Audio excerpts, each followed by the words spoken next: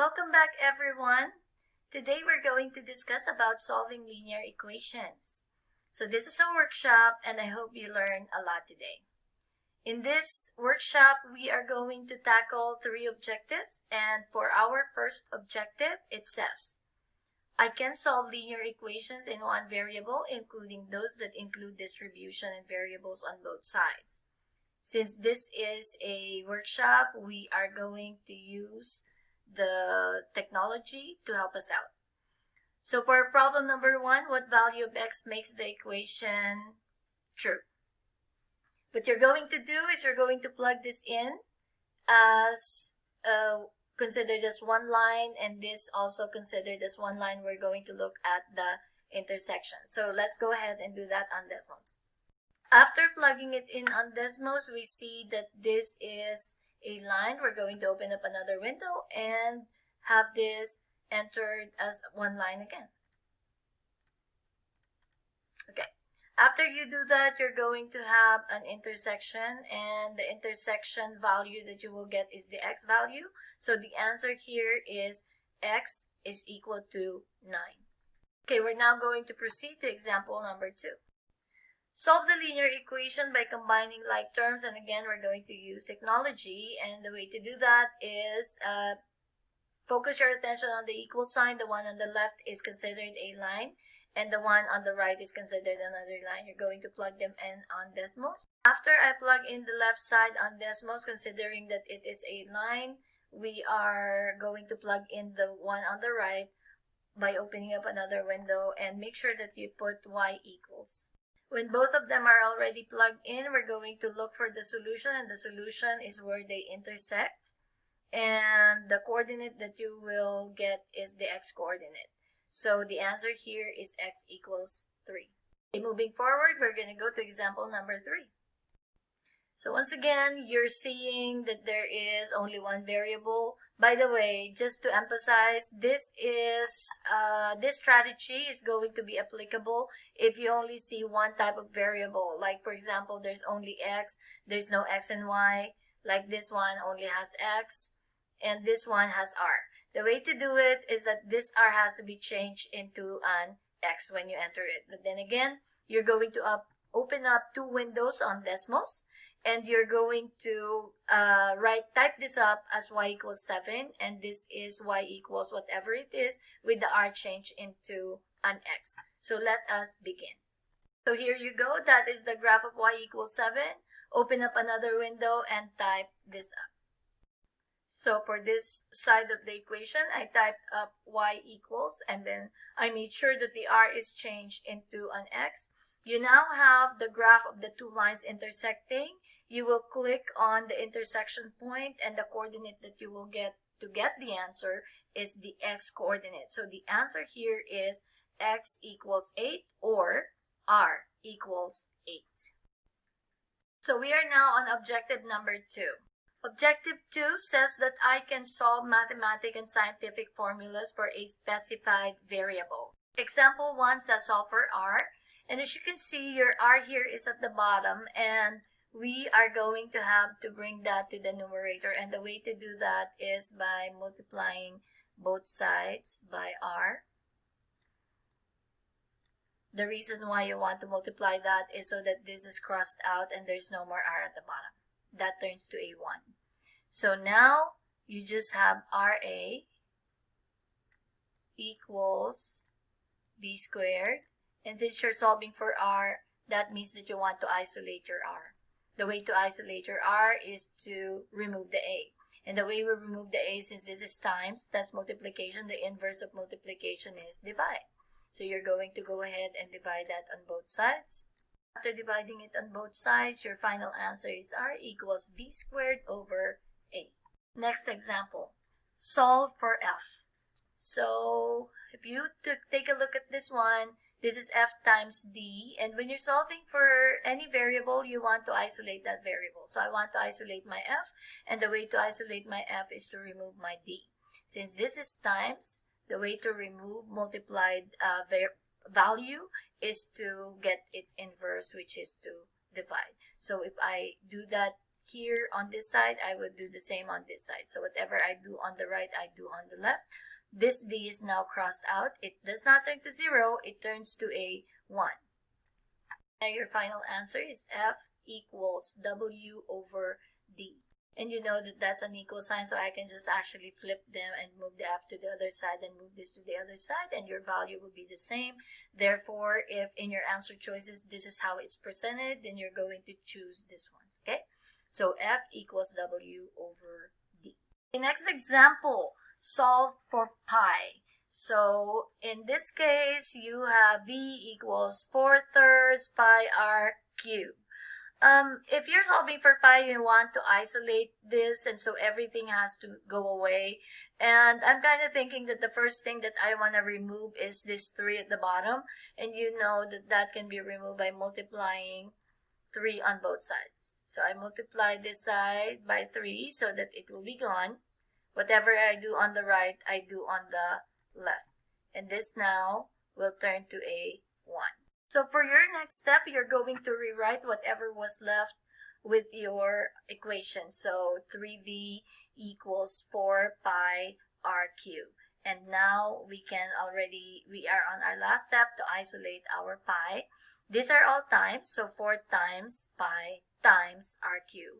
So the way to remove multiplication is by doing its inverse, which is division. So we're dividing this side by 4 and r cubed because those are the values that we want to remove. They will turn to a 1. But whatever you do on the right, you're going to also do on the left.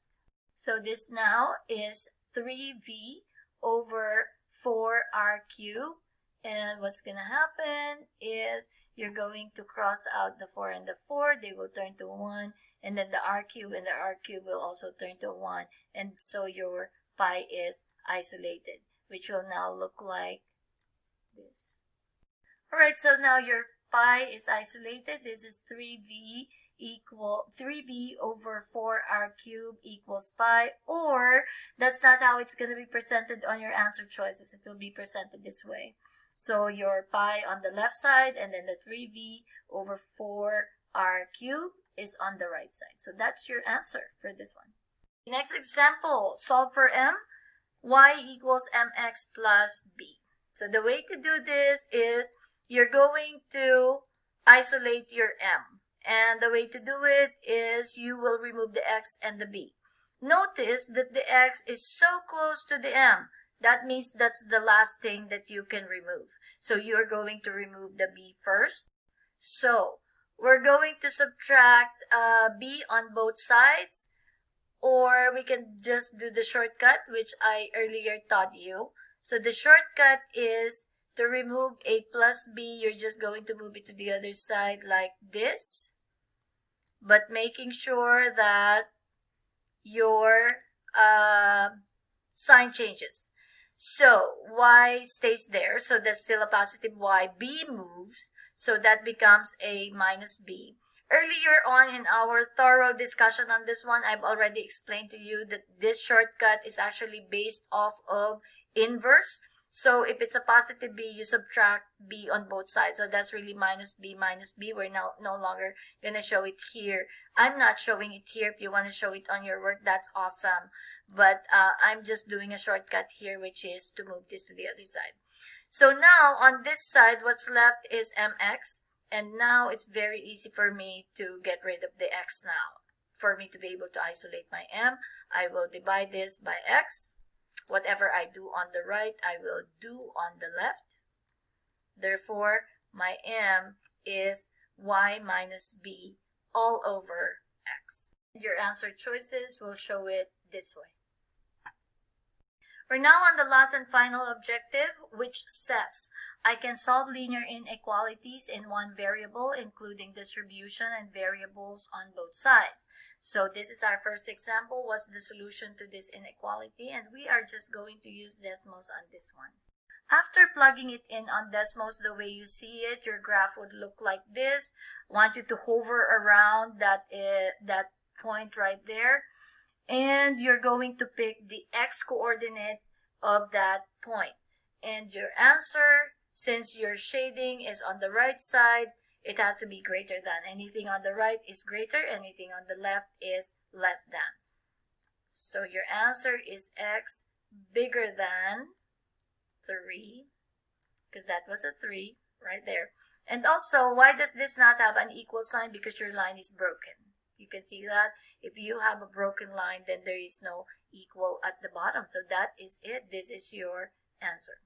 Next example, you are going to again plug this in on Desmos, but make sure this time to change the variable a to an x. So let's go ahead and plug it in the way we see it.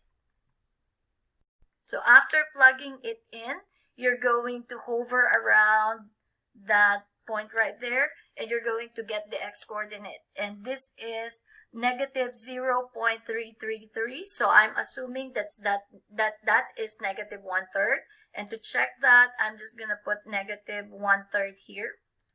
And it would show you that that is your x value right there. So therefore, your answer here should be x. So once again, it is greater than, because your shading is on the right side. Your line right now is solid, so there's going to be an equal sign here at the bottom. And we said that that is a negative 1/3. So that is your answer for this one. Okay, so our next example is a little bit looking different. Let's read it. Which values of x in the set of negative 2, 0, 1, 6, 7, 9, 21 are solutions to the inequality 3 parentheses x minus 5 less than 6. So we're still going to use Desmos for this. So plug it in on Desmos. There you go. After plugging it in on Desmos, you see that the shading now is on the left side. You see the broken line, meaning to say whatever this point is not going to be included in our solution set. Okay, so let's examine the answer choices. Letter A says negative 2, 0, 1, 6, 7, 9. I can tell you now that this is not the answer, because right here, where it is a 9, that is already outside of your shaded area. Also, when you say 7 is not going to be included in your solution set, guys, because this is a broken line. However, if this turns to a solid line, then 7 will be part of your solution.